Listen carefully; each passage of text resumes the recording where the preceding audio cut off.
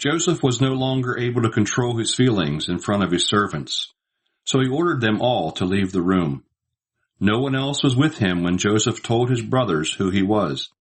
He cried with such loud sobs that the Egyptians heard it, and the news was taken to the king's palace. Joseph said to his brothers, "I am Joseph. Is my father still alive?" But when his brothers heard this, they were so terrified that they could not answer. Then Joseph said to them, "Please come closer." They did, and he said, "I am your brother Joseph, whom you sold into Egypt. Now do not be upset or blame yourselves because you sold me here. It was really God who sent me ahead of you to save people's lives.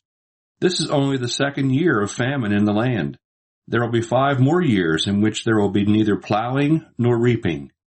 God sent me ahead of you to rescue you in this amazing way and to make sure that you and your descendants survive. So it was not really you who sent me here, but God. He has made me the king's highest official. I am in charge of his whole country. I am the ruler of all Egypt.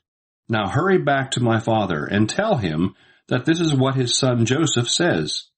God has made me ruler of all Egypt. Come to me without delay. You can live in the region of Goshen, where you can be near me, you, your children, your grandchildren, your sheep, your goats, your cattle, and everything else that you have. If you are in Goshen, I can take care of you. There will still be 5 years of famine, and I do not want you, your family, and your livestock to starve." Joseph continued, "Now all of you, and you too, Benjamin, can see that I am really Joseph. Tell my father how powerful I am here in Egypt, and tell him about everything that you have seen. Then hurry and bring him here." He threw his arms around his brother Benjamin and began to cry. Benjamin also cried as he hugged him. Then, still weeping, he embraced each of his brothers and kissed them. After that, his brothers began to talk with him. When the news reached the palace that Joseph's brothers had come, the king and his officials were pleased. He said to Joseph, "Tell your brothers to load their animals and to return to the land of Canaan. Let them get their father and their families and come back here. I will give them the best land in Egypt, and they will have more than enough to live on. Tell them also to take wagons with them from Egypt for their wives and small children, and to bring their father with them. They are not to worry about leaving their possessions behind. The best in the whole land of Egypt will be theirs." Jacob's sons did as they were told. Joseph gave them wagons, as the king had ordered, and food for the trip. He also gave each of them a change of clothes, but he gave Benjamin 300 pieces of silver and 5 changes of clothes. He sent his father 10 donkeys loaded with the best Egyptian goods and 10 donkeys loaded with grain, bread, and other food for the trip. He sent his brothers off, and as they left, he said to them, "Don't quarrel on the way." They left Egypt and went back home to their father Jacob in Canaan. "Joseph is still alive," they told him. "He is the ruler of all Egypt." Jacob was stunned and could not believe them. But when they told him all that Joseph had said to them, and when he saw the wagons which Joseph had sent to take him to Egypt, he recovered from the shock. "My son Joseph is still alive," he said. "This is all I could ask for. I must go and see him before I die."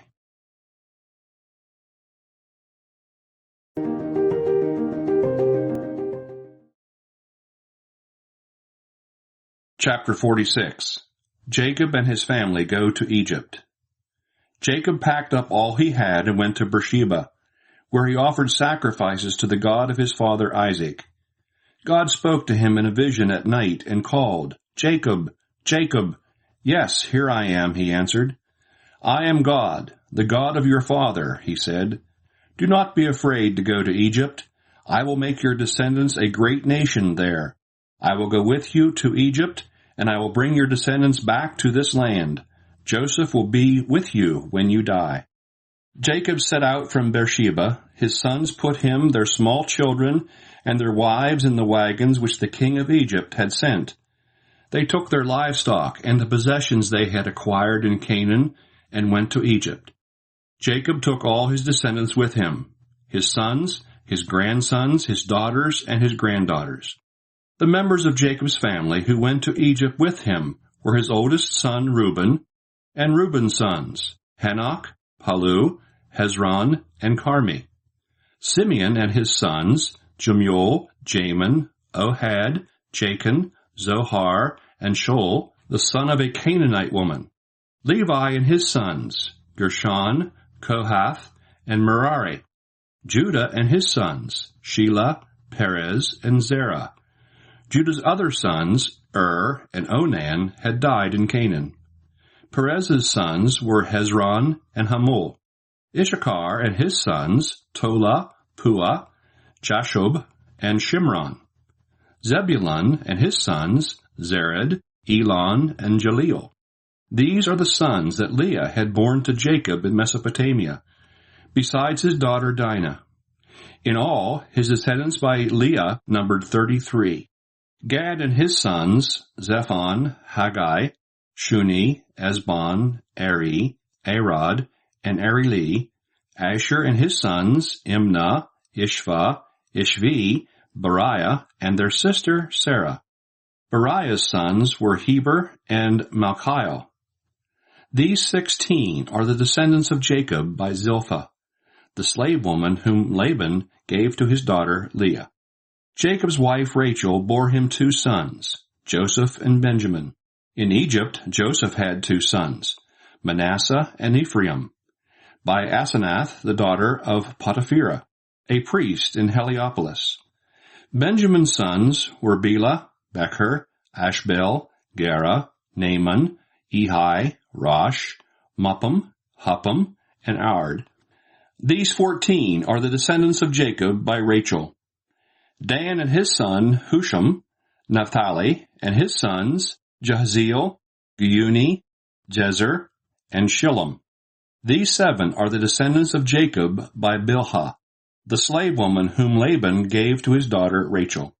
The total number of direct descendants of Jacob who went to Egypt was 66, not including his sons' wives. 2 sons were born to Joseph in Egypt, bringing to 70 the total number of Jacob's family who went there. Jacob and his family in Egypt. Jacob sent Judah ahead to ask Joseph to meet them in Goshen.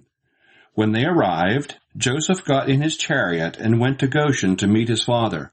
When they met, Joseph threw his arms around his father's neck and cried for a long time. Jacob said to Joseph, "I am ready to die, now that I have seen you and know that you are still alive." Then Joseph said to his brothers and the rest of his father's family, "I must go and tell the king that my brothers and all my father's family who are living in Canaan have come to me. I will tell him that you are shepherds and take care of livestock, and that you have brought your flocks and herds and everything else that belongs to you. When the king calls for you and asks what your occupation is, be sure to tell him that you have taken care of livestock all your lives, just as your ancestors did. In this way he will let you live in the region of Goshen." Joseph said this because Egyptians will have nothing to do with shepherds.